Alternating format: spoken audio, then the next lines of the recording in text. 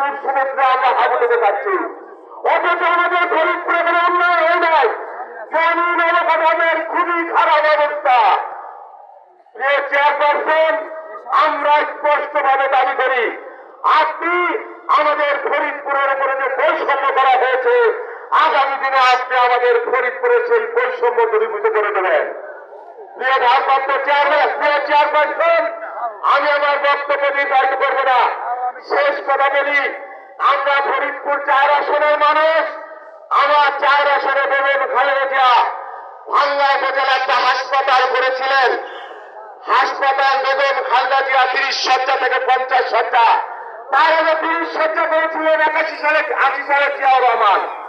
এখানে একটি দুর্ঘটনা প্রবণ এলাকা। আমরা আপনার কাছে দাবি জানাই 50 শয্যার হাসপাতালকে আপনি 100 শয্যা করবেন। ফরিদপুর ভাঙ্গা রোড আপনি 4 লেনে উন্নীত করবেন, এই দাবি করছি। কেন দাবি করছি?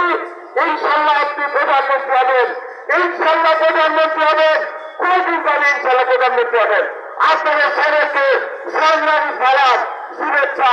আসসালামু আলাইকুম। ওয়ালাইকুম আসসালাম। ধন্যবাদ।